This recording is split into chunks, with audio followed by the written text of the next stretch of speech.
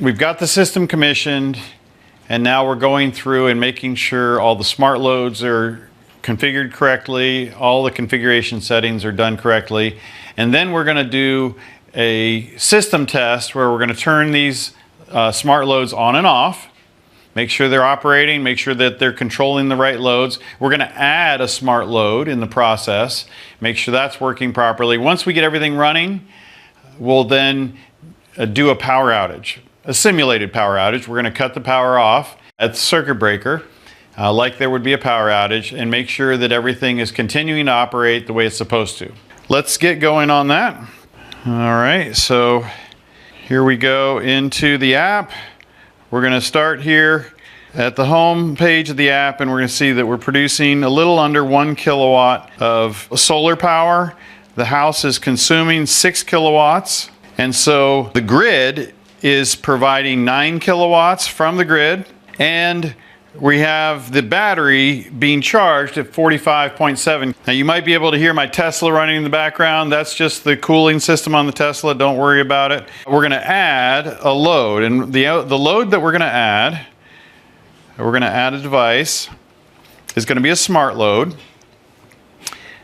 Now to confirm which smart load it is, we're going to go to, it's connected into port 3, L1, L2. Okay, it's a 240 volt, so we're going to add 240 volt load. We're going to click on other here, and then we're going to change the name from other to old EV AC charger. We're going to keep it in manual mode. We're going to enable this smart load. Okay, enable the smart load. Now we have control over it. It's actually running the smart load right now. All right, so what we can do is, let's see if we can control it. It's running, and now I'm going to push the on-off button on the manual mode. It's going to ask me, do you want to power off? I'm going to confirm. I heard a click, and I saw this go out. Okay, so it did what I wanted to do. Now I want to turn it back on, because I want to get everything back up and running. Now it's going to take a minute for the charger to start running again. It's like a power outage. And so it's going to go through its startup, and then depending on what state of charge the EV is in, it's going to either charge it or not. But we might see it go through the charging process. Now, there I just heard the charger initializing, so it is now charging the car. Let's go back to the main home screen. We'll see that now we're drawing 6 kilowatts again of power. Now it's really hot out today, so I want the fans running. So I'm going to turn on my plug loads, my receptacle here, and I'm going to hear those come on. Heard the click. Now all this noisy fans are running. That's probably coming through my mic real well. So I was able to show that turned on. I can turn it on and off. So just to prove that, I'll turn it off. There it goes off again. I'm doing this from my phone. Of course, I'm in manual mode now. Now, if I were going to set this up for the customer, I would normally set these things into automatic mode and then set them by the state of charge of the battery. Now, when you do that, you can test that state of charge of the battery function. But since the battery is large and it takes a lot to move it from one place to another, you'd want to set the state of charge very close to the setting just to show that it's working. So we're at 46% state of charge. I'd want to set my state of charge function at 45, run it through the paces, have it go through 46 to 45, and make sure that by the time it gets to 44, it's offline. Okay? So let's turn the receptacle back on. Confirm that we have control over it here. And now we're going to do the fun part. We're going to simulate a power outage. How do we simulate a power outage? We turn the power off. Okay, so here's our utility breaker. So 5, 4, 3, 2, 1, off. I heard a click here. Everything stayed on. Okay, so we're still up and running.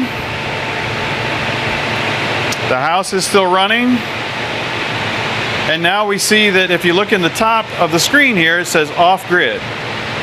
So the unit has told everybody, hey, we're in off-grid mode.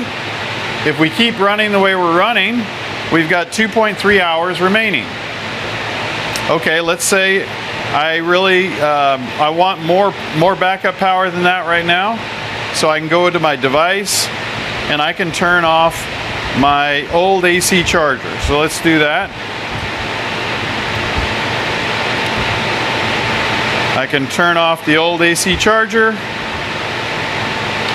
I just turned it off. You see that thing turn off? And now it'll take a minute to refresh, but it'll give me a new remaining time, how long it's going to go before I run out of power. And so the customer can monitor that, see if what they have now is acceptable with the power they're consuming. And that gives them control over the situation remotely. If they're at work, they're not at home, they can turn things off that they might not need to be operating at the time, or they can turn things on that they do need. So there you go. There's the functions. We'll turn the fan off just to show you so that that's not so noisy. And so with that, we've confirmed that the settings are correct. We're going to share that with the customer. We're going to walk them through any settings that they have access to, make sure that they understand how the system works, what the operating capabilities are. This is a really important part, that the customer needs to understand the expectations out of their system. False expectations and overly high expectations on systems is by far the biggest problem we have in the industry today, where the customer thinks they can run the entire world forever on their battery, which is just not true, rather than knowing exactly what they can do with the equipment and what it's capable of. This is very capable equipment. 11.4 kilowatt inverter. It's got a lot of capabilities. 16 kilowatt hour battery can handle most homes for quite a while. In this case, we got electric vehicle chargers. We're using the battery to help us provide power for 2 electric vehicle chargers. And so all our settings are based around the limited amount of supply that we have, energy that we have in the battery, and then also the capacity of the inverter. So all those things together, settings are going to be different for every single customer because their needs, the loads that are connected, the capabilities, the amount of battery they have, all those things are going to be slightly different. And so you're going to have to go through and set all these settings. Now, I've worked with a lot of these different apps over the years, and it takes a while to learn all the settings, to communicate that to the customer, also that the customer understands that there's a learning curve for the app.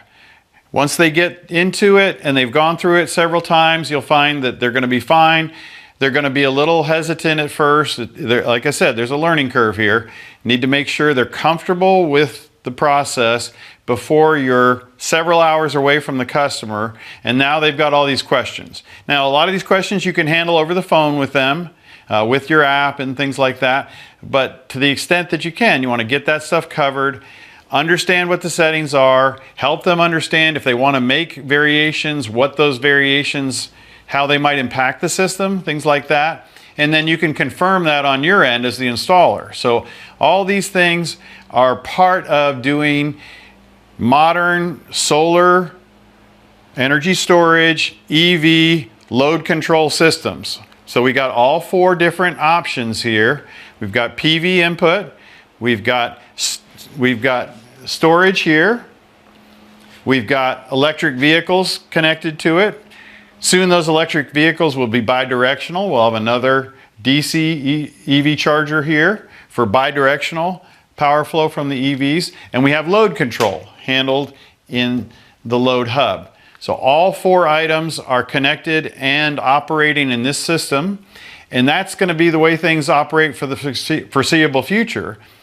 That being said, there's a lot of communications, there's a lot of settings that have to be done in the software to make that smooth for the customer. You want this to be seamless for the customer. They're not having to think about all this all the time. Now, you're going to have those engineer customers that want to fiddle. They're probably going to be your biggest problem, by the way, because they're going to fiddle with all your settings. But you want things to be smooth. When they have power outages, things work the way they're supposed to. They get the maximum benefit out of their system, both financially and operationally. And with that, you're going to have happy customers, especially in high utility rate areas like California and Hawaii, and other parts of the country where the rates are really going up. These systems are going to help customers have backup power, have control over their energy future, and give them an experience where they're actually saving money and enjoying better use out of their electrical system in their house. And so with that, thanks for participating in this installation video. There will be more videos to come, and so we'll look forward to seeing you on the next one.